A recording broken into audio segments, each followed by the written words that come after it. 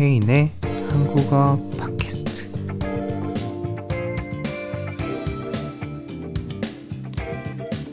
안녕하세요 여러분, 자연스러운 한국어 팟캐스트를 진행하고 있는 혜인입니다. 많은 분들이 최근에 구독을 해주고 계세요. 너무 감사하게도 부족한 채널인데도 불구하고 또 이렇게 찾아오셔서 아직까지 75명밖에 안 되는 채널인데, 저는 이 채널을 만들기 시작했을 때 진짜 2달이 지나도 한 명도 구독을 안 하실 줄 알았어요.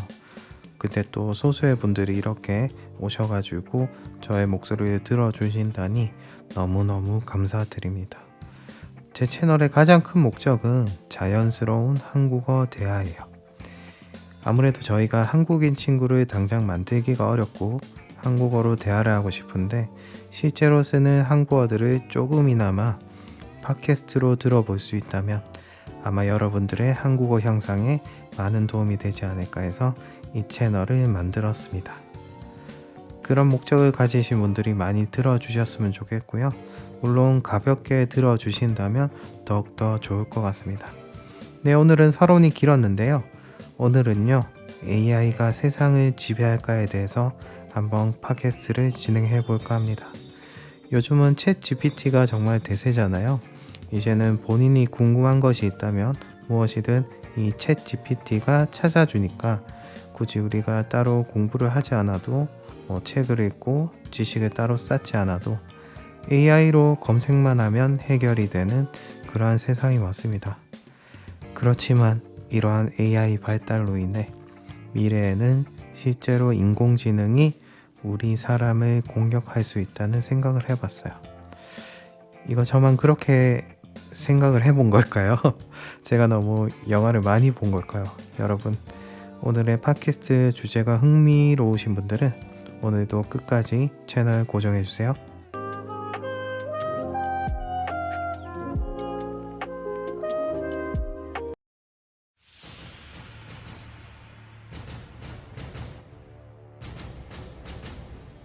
여러분들 혹시 이 음악을 아시나요? 우리 어린 친구들은 또 모르는 친구들이 많을 것 같은데, 바로 영화 터미네이터에 나오는 인트로 음악입니다. 제임스 카메론이 첫 제작 감독이었고 전 세계적으로 무려 약 11배인 7,800만 달러의 매출을 기록한 영화이기도 하고요.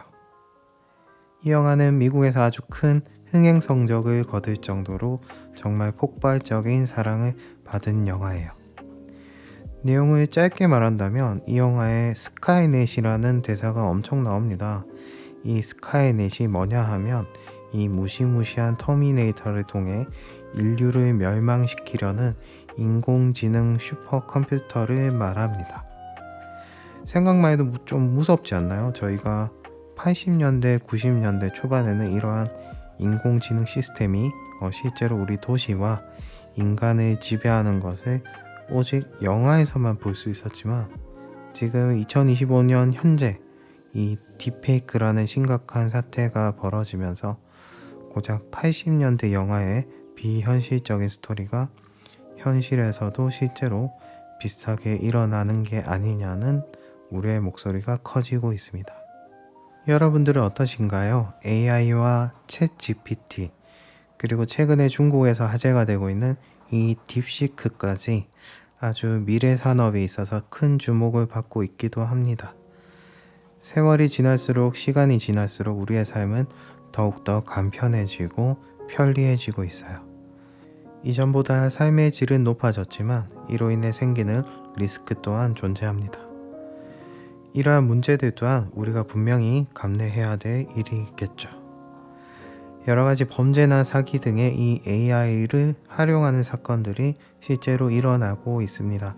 각종 뉴스나 미디어 매체에서 딥페이크에 관한 우려스러운 기사들이 쏟아지고 있고, 미국에서도 심지어 경고 조치를 하고 있기도 합니다.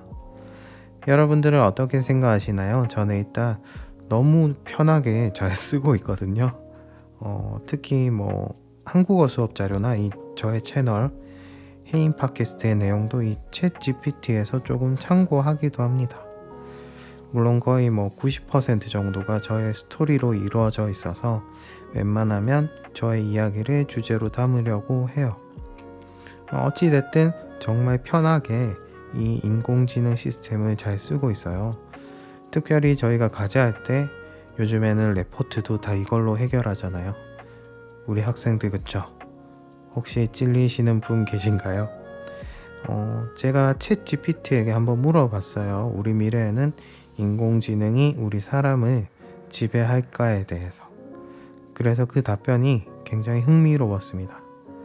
AI 자체는 아직 자율적인 인공지능이 아니기 때문에 현재는 인간이 프로그래밍한 알고리즘에 따라 작동한다고 합니다. 그러니까 쉽게 말해서 감정을 느끼지 못한다는 거예요. 얼마나 다행인지 모르겠습니다.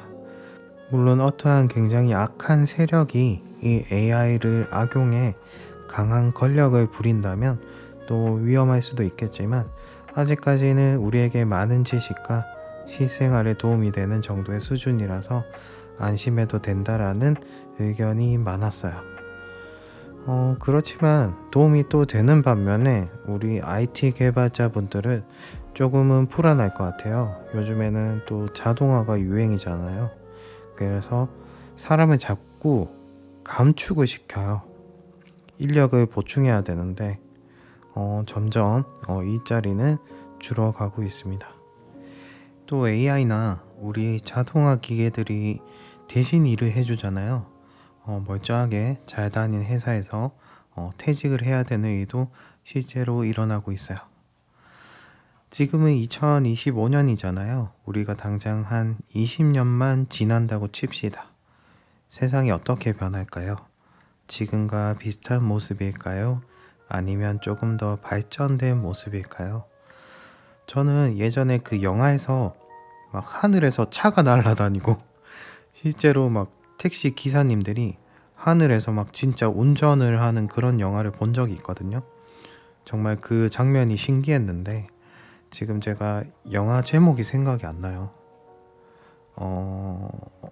아무튼 2000년대 초반에 그 영화를 보고 나중에는 이제 저런 일이 진짜 생기겠구나. 그런 생각도 들기도 했습니다. 근데 때로는 조금 예전 그 90년대, 2000년대 초반에 레트로 감성이 그립기도 해요. 요즘에는 다들 이제 카톡이나 라인, 아이폰에서 이제 쉽게 다운받을 수 있는 메신저를 주로 사용하잖아요. 근데 2000년대 초반에는 다들 문자 감성이었죠. 문자로 오늘 뭐 했어? 자니? 연인들끼리 서로 문자를 주고받으면서 막 그런 설레는 그런 낭만적인 멘트들의 문자를 자주 이용했었는데 최근에는 그런 게 없어서 조금 아쉬워요. 이제는 이런 취향의 문자를 보내면 진짜 여기 한국 사람들은 늙은이라고 욕하더라고요. 조금 이야기 주제에서 벗어났는데 그만큼 우리 문명의 발달이 이제는 놀라울 정도로 속도가 빨라지고 있습니다. 심지어 요즘에는 AI 폰, AI 노트북이 나오고 있잖아요. 저도 지금은 다른 폰을 사용하고 있지만 한 몇 개월 전에 갤럭시 24를 사용해 봤거든요. 근데 그 폰에 AI 기능이 탑재되어 있어서 진짜 되게 편했어요. 실시간 통역 기능도 있었고 S펜으로 원하는 이미지를 자동으로 검색할 수 있으니까 편하긴 편하더라고요. 근데 아직까지 아쉬운 건 자연스럽게 통역은 좀 한계가 있었습니다. 제가 또 이렇게 설명을 하니까 무슨 테크 유튜버 같은데 여러분들 오해하시면 안 됩니다. 저는 자연스러운 한국어 팟캐스트를 운영하고 있습니다. 어찌됐든 실제로 AI가 우리 사람을 지배하려면 어떠한 윤리적인 시스템이 발동을 해야 되는데 아직까지 그러한 사람의 감정을 실제로 AI에 주입시키는 시스템은 없는 걸로 알고 있어요. 개발한다고 해도 아마 정부에서 이것을 규제하지 않을까 생각이 듭니다. 저희 갑자기 생각이 나는데 그 아이폰에 시리 많이 쓰잖아요. 딱 그 정도의 감정이면 충분하지 않나 생각이 드는데 방금도 시리한테 뭐 하냐고 물어봤거든요. 근데 진짜 답변이 재밌었어요. 뭐 우주를 탐험하고 산책을 하고 있었고 자꾸 말도 안 되는 철학적인 답변을 하더라고요. 여러분들 혹시나 애플 제품 쓰고 있다면 한번 질문해 보시기 바라겠습니다. 네, 오늘의 팟캐스트는 여기까지입니다. 오늘 내용 어떠셨나요? 많이 어렵게 느껴지셨나요? 천천히 팟캐스트를 듣다 보면 어느샌가 나도 모르게 한국어를 알아듣게 되실 거예요. 여러분들은 미래에는 어떤 일들이 일어날 것 같아요? 여러분들은 AI가 인간을 지배할 수 있다고 생각하나요?